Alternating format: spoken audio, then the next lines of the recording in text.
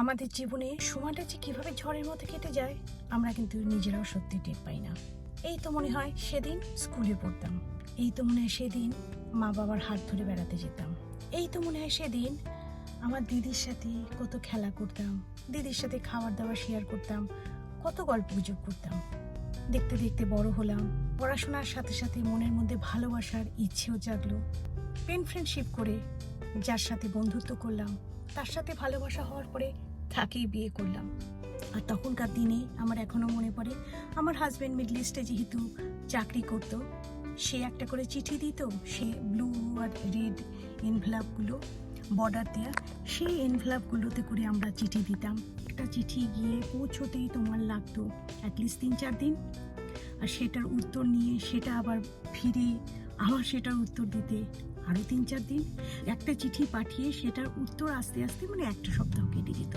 এভাবেই কিন্তু আমরা আমাদের কমিউনিকেশনটাকে বজায় রেখেছি।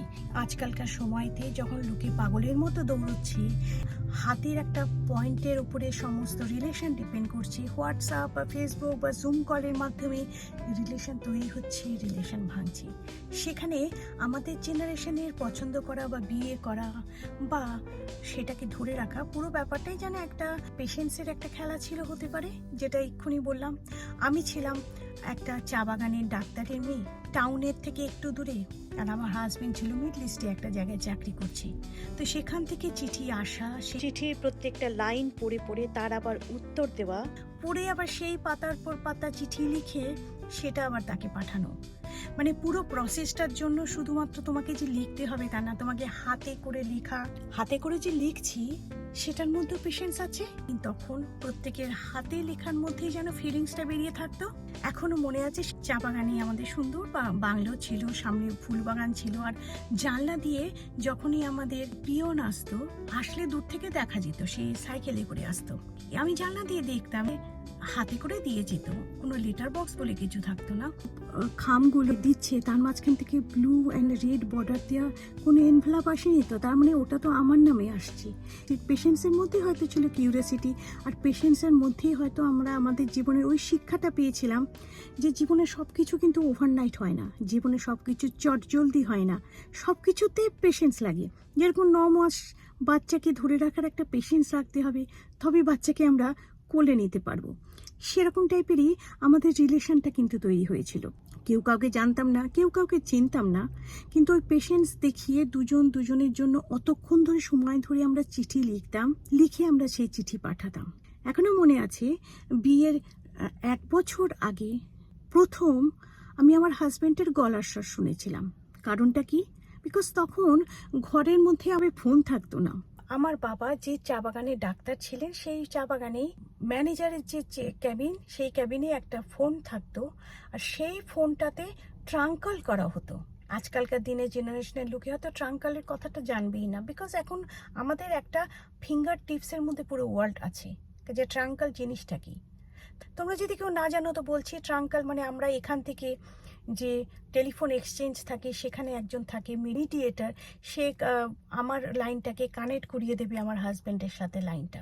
তো ট্রাঙ্কল যখন আমার হাজব্যান্ড করেছিল, সে রিং হয়েছিল, সে রিং হওয়ার পরে সে অফিসে যারা স্টাফ ছিল সে তখন বলেছে আমার হাজব্যান্ড যে আমি ডাক্তারবাবুর সাথে কথা বলতে চাই। তখন সে আবার আমার বাবাকে ডেকেছে, আমার বাবা আবার আমাকে নিয়ে এসেছে, আমাকে নিয়ে তারপরে গেছে অফিসে। সেই ট্রাঙ্কলে তখন বলছে আমি লাইনটা ধরিয়ে দিচ্ছি, কানেক্ট করুন, কথা বলুন।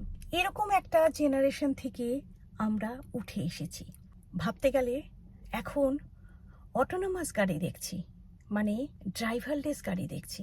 ভাবতে গেলে এখন লোকে মার্সে যাওয়ার কথা বলছে, বাট বেশি দিন নয়, এই তো মনে হয় কবছর আগে আমরা সেরকম একটা লাইফ লিড করেছি, যে লাইফে হাতে লেখা চিঠির মধ্যে অনেক ভ্যালু ছিল, যে লাইফে সময়ের অনেক ভ্যালু ছিল। একটা সপ্তাহ যেতে না যেতে আরেকটা সপ্তাহতে সময়টা মনে হতো 1 মাস।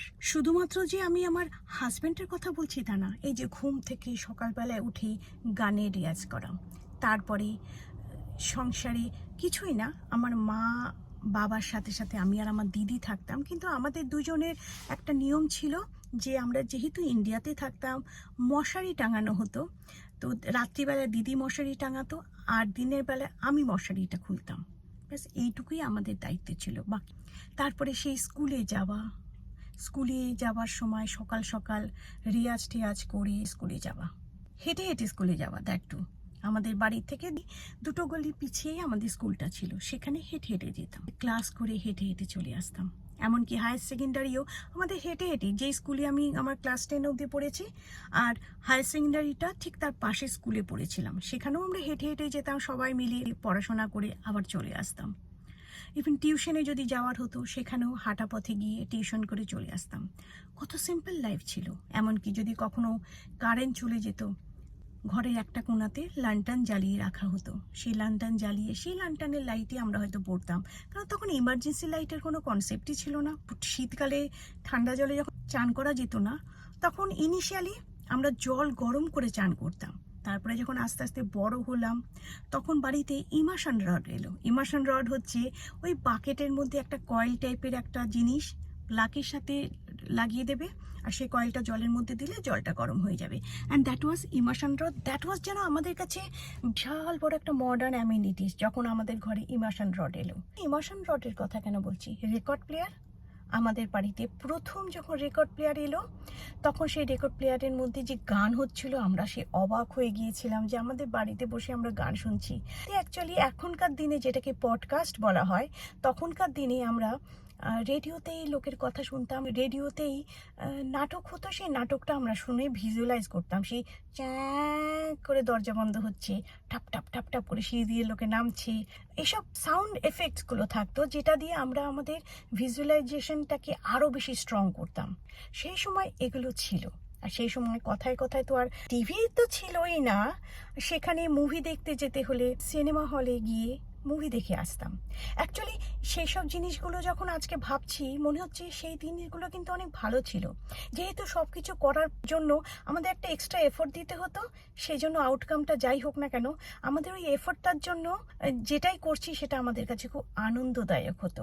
এখন যেরকম আমাদের কাছে অনেক অপশান, মানে তোমার মোবাইল খুলে বা আইপ্যাড খুলে বা ল্যাপটপ খুলে তুমি নেটফ্লিক্স খুলে ফেলো বা যে কোনো তোমার ফেভারিট চ্যানেল খুলে ফেলো, তুমি একটার জায়গায় তুমি 10টা অপশন তুমি পেয়ে যাবে। তখন আমাদের কিন্তু সেটা ছিল না। আমরা যেখানে ছিলাম আমাদের চাইল্ডহুডে, সেখানে দুটোই মাত্র সিনেমা হল ছিল, একটা পম্পা সিনেমা হল, একটা সাধনা সিনেমা হল। এখন এই দুটো সিনেমা হলের মধ্যে যে মুভিগুলো আসছে, সেই মুভিগুলোই হচ্ছে আমাদের অপশান, এছাড়া আমাদের কোনো অপশান ছিল না।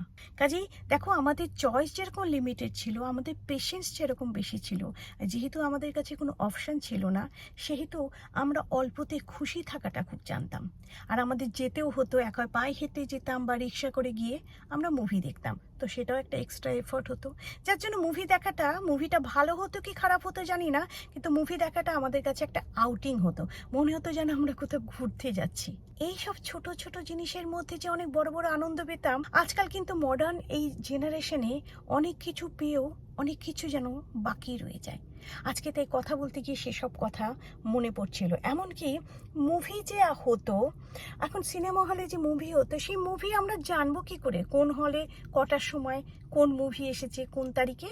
বাড়ির সামনে দিয়ে একটা ভ্যান যেত, ভ্যানের মধ্যে একটা মাইক লাগানো থাকতো, আর সেই মাইকে যে গাড়ি চালাতো তার পাশে একটি লোক বসে থাকতো, সে মাইকের মধ্যে জোরে জোরে করে অ্যানাউন্স করতো।